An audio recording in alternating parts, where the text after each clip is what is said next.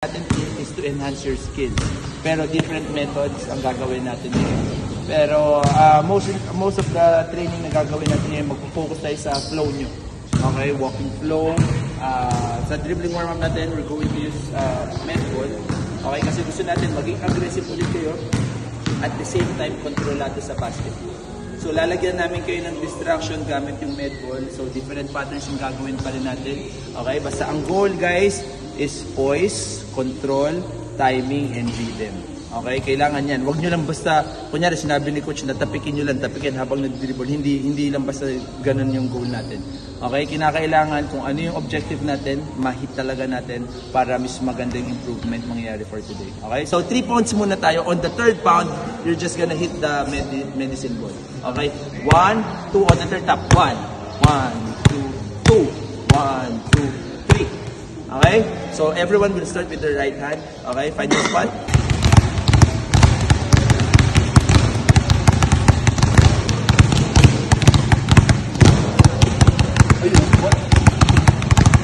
Aggressive on the third. Okay? Tingnan nyo. On the third, medyo gagawin ko siyang explosive. Okay? 1, 2, 2. 1, 2, 2. Hindi siya ganito.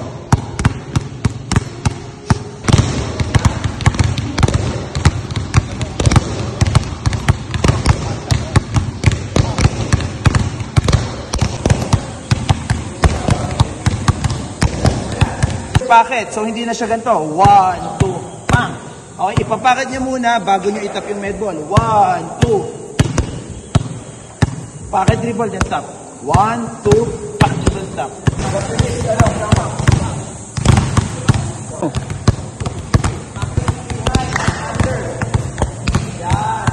Kasi violation to. Bakit?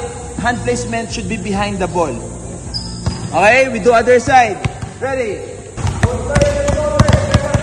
7 minutes pa tayo dito boy sa kapit house. Enzo. Continuous pound lang kayo. Right hand tayo lahat. Continuous pound. Okay. Every time I say go, go. Go. Okay. Stop. Stop. Stop. Stop. Stop. Stop. Progress natin. Once I say go, crossover, then tap. So, slow pound. Okay? Coach ka, sabi mo go, ha? Go! Go! Kuha? Ang iba sa inyo, nakaabang na kayo, ina-anticipate nyo agad. Okay? Ang problema kapag ina-anticipate nyo, magiging predictable kayo. Ang goal natin, maging less predictable kayo. So, gawin nyo yung the best ninyo na ma-float nyo yung bola. Para pag sinabi ni coach, go! Boom! Go! Kita nyo? Bigla ako nag-shift ng speed ko. So, yun yung gusto natin. So, this time, same pero through the legs. Okay, start with right hand. Go! Nice one, let's go! So, this time, slow pound pa rin. Para lang kayo nakatayo. Tingnan nyo, naka-straight yung legs ni coach. Once I say go, pound tap, cross tap, cross tap. Balik lang ulit sa right. Slow pound, go! Boom, boom, boom. Okay? Go! Go! Go! Go! Say ako ng go, pound tap, cross tap, through tap. Kabila naman. So, nag-add lang ako ng through the legs. Okay? Hand speed tayo, quick. Ulitin ko ha. Coach Glove. Ready? Go! Go! Go! Go! Ligo. Pero every time na i-release nyo yung bola from your right hand, di ba kanina single tap lang? Ngayon, ang right hand nyo, every time na itatap nyo to, dapat laging dalawa. So, kunyari, dito ako nag-start. Ano yung combo natin? Pound. Ayun na. Cross double tap. Single tap. Through double tap. Then, dito na sa kabila. Kuha. So, every time na gagamitin yung right, double tap na tayo. Pero yung left hand, single tap.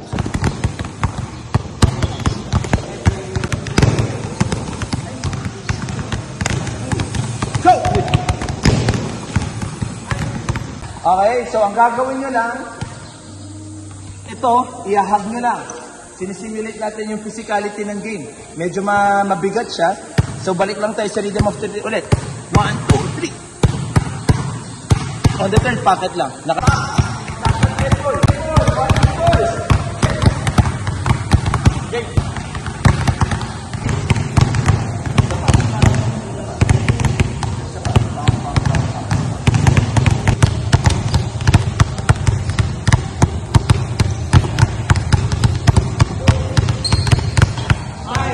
Okay? So, mangyayari, same.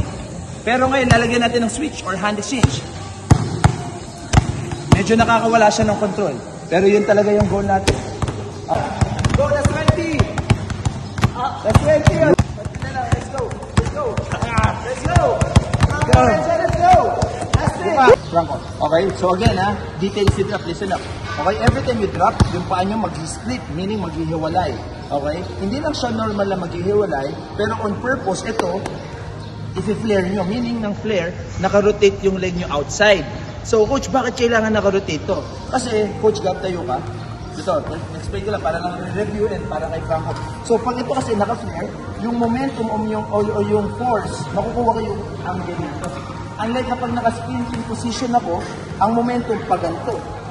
Okay lang yan kung multo kalaban ko. Kasi nang may katuhan pa yung kalaban ko, di ba? So pag ganito, i-contain lang ako. It's either i-contain ako or matcha-charge ako. Unlike kapag ito naka-flare out, okay, kaya kong i-persa. I-persa to dito at makuha itong side na ito. Diba? So every time you drop, yun yung details natin. Split, flare, ball goes to your pocket. Okay? Ang pocket, placement ng kamay behind. So pag dinignan nyo ito, kaya makikita nyo sila Kyrie, pag nag-drop, diba? So ngayon, since ginawa na natin yan, lalagyan natin siya ng hip rotation. So, ang hip rotation is itong hip nyo, i-rotate nyo papunta ng drop. Okay? Like, for example, binababaan ko yung bola. Plug mo ako. Ayan, depensa. Ayan. Hip rotation. Nakakapag-create ako ng space. Diba? So, from this position, i-rotate ko lang gamit yung inside leg ko. So, tawag natin dito, inside hip rotation kasi I'm going to use my inside leg para sa hip rotation ko. Okay? So, rhythm of 3. Guys, watch nyo ako 1, 2, and 3. Rhythm ko lang. Tingnan nyo pa ako consistently na-hit yung drill mat. Hindi ako ganito Hindi ako ganyan. Hindi ako ganyan. Okay? Gusto ko maging aware kayo. Special awareness, guys. Consistently, boys. At kasabay nito, tatap natin to para hindi ito naka-display. Okay, so from here, yan na.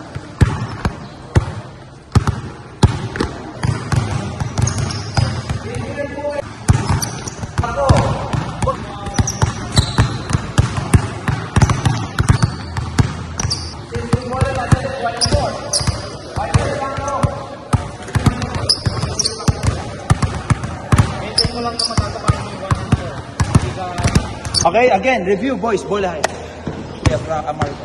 Ball is here. We call this outside leg, inside leg. Okay, kung nasan yung ball side na paa, tawag doon outside leg. So, kaya tawag natin dito, inside hip rotation. Okay? So, this time, sipain ko lang to. We're going to do outside hip rotation. So, kung kanina, ang purpose is to dominate space, this time, we're going to create space naman paatras. Ang gagamitin ko, yung outside leg ko. So, we call this outside hip rotation. Patras na siya. Kuha, guys.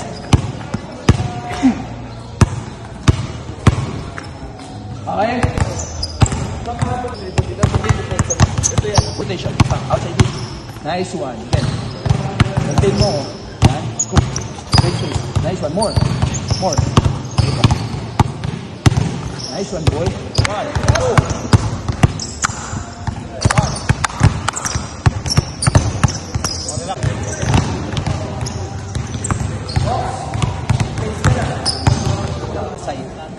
Lateral or maliban doon, slide.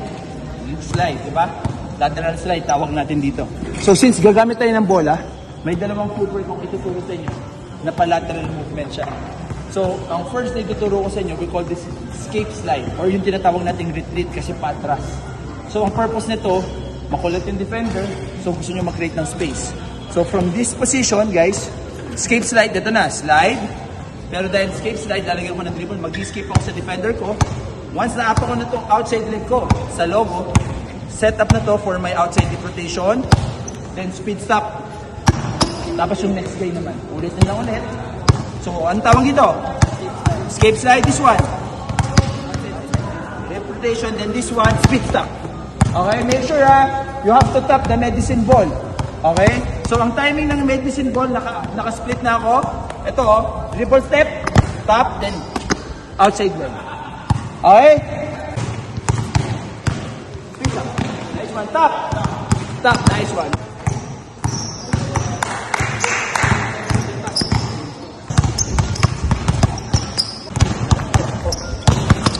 Ano? Go. Lock mo. Dito ka na mo. Di ba kaya nga natin ito ginagawa para magbigay ka ng threat sa kalaban. So kung ganito lang gagawin mo, useless. Okay, one more.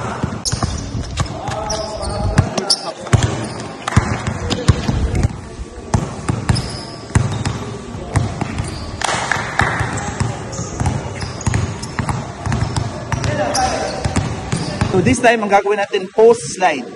Okay, ang post slide, ang difference niya kay escape, kung si escape patras, si post, ano kaya si post? Pa-forward. Okay, kasi nag-i-slide ka papunta sa post. Ito medyo mas aggressive ka. Kung kanina, defensive ka, ngayon naman parang ang angas mo. Gusto mo mag-create ng space. Like this one, boys. Watch nyo, ha? Ayan na. Okay? Kanina patras, escape. Ngayon, ang gagawin ko, post slides. Ayan, post slides. Ano na itong rotation na to? Inside, deep rotation to speed stop. Okay? So, iba na siya. So, parang ganito yun, boys. So, dito nyo makipicture yun, no? Gets? Let's go. Pala sila na pag-switch. Go!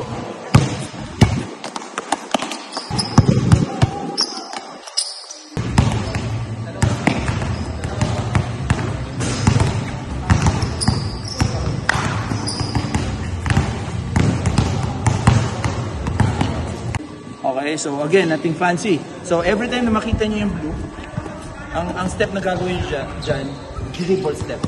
Every time nakita nyo yung red, ang gagawin yung step is yung motion step.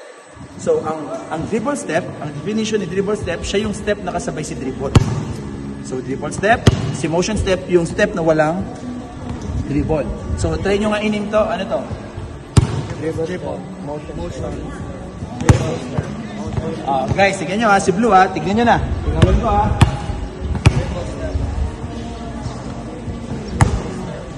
Motion step.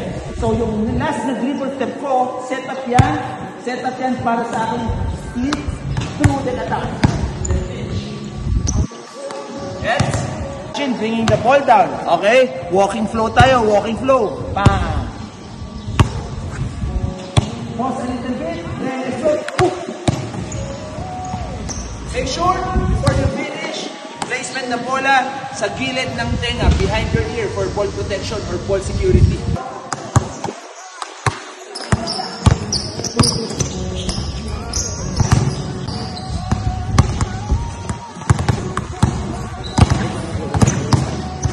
Guys, ito na. Diretso na yung drill mat. Magpo-pause kayo, 0.5, 0.8. Pause. Then explode. Okay, huwag siyang tuloy-tuloy. So, gagawin ko ha. So, ganito yung ano nyo, yung pacing nyo. Dribble, motion, dribble, motion. Kuha? Hindi ako isang speed. Bigla akong mag-shift ng speed ko doon. Go!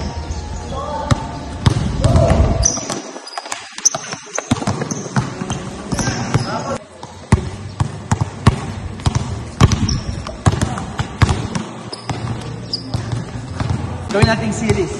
So, pagsasamahin na natin. So, same pa rin. So, dribble, motion, dribble step. Okay, split through. Atake dito. Pagkakuha dito. Escape slide, escape.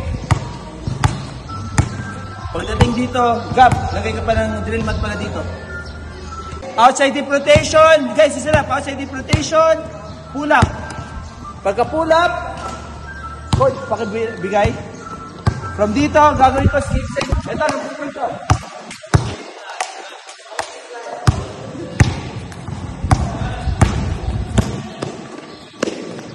Traveling coach! D-ball, motion. Perfect tayo ha, perfect! Wow! Bless you. Nice one, boys. Yan. Okay, so maliban na dinadagdagan natin yung skills, kailangan ma-improve yung focus ninyo. So yan tatlong yan, ang goal is 3 out of 3. Kasi gusto natin perfection. Okay? So don't just go to the 3. Make sure, ma-shoot nyo talaga yung bola. Okay? So kayo, kapag itong passing grade natin, 2 out of 3 pass over the break. Kapag 1 out of 3 ka lang, hindi na ako siya. Okay, be honest na ako. Hindi, sarili mo naman din na tayo. Hindi ka din na tayo. So last set before we start this.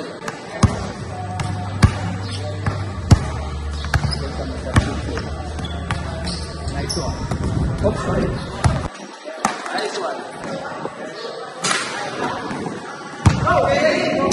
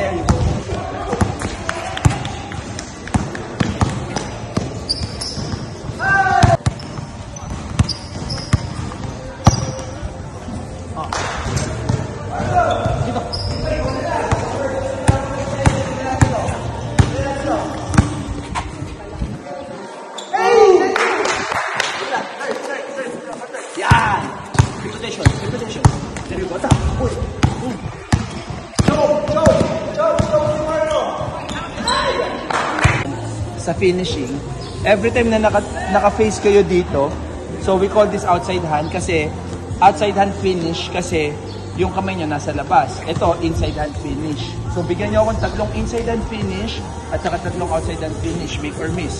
Kasi kukulangin tayo sa time. So alternating pounds, okay? Tapos drop lang kayo, drop. Tuloy pa rin sa alternating pounds. Pass through kayo dito, okay? Huwag kayo yuyuko boys ha. Gusto ko lean forward, lean forward. Okay? Tapos, after nun, di ba, nag-drop tayo.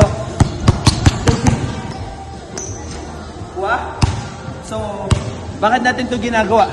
Kasi gusto natin ma-develop, ma-enhance nyo yung dribble step timing nyo. Kasi meron sa inyo kanina nahihirapan sa dribble step timing. So, ang help nito, alternating po kasi, no? Nasasanay kayo sa dribble step timing.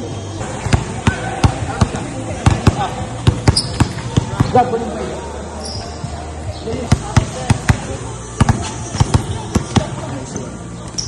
Nice.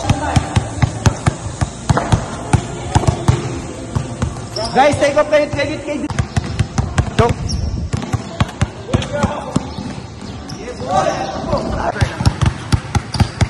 There you go, moving forward. Go, finish.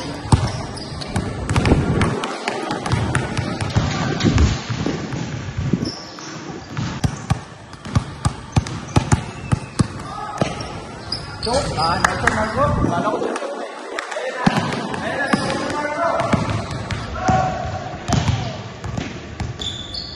Eh!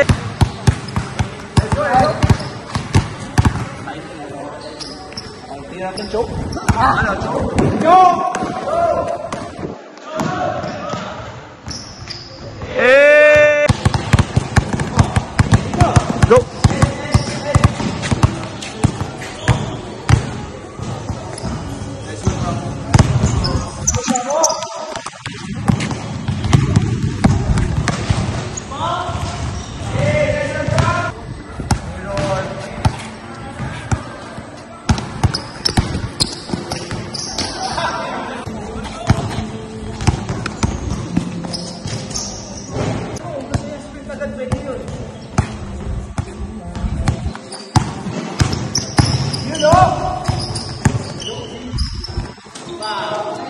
Grabe yun.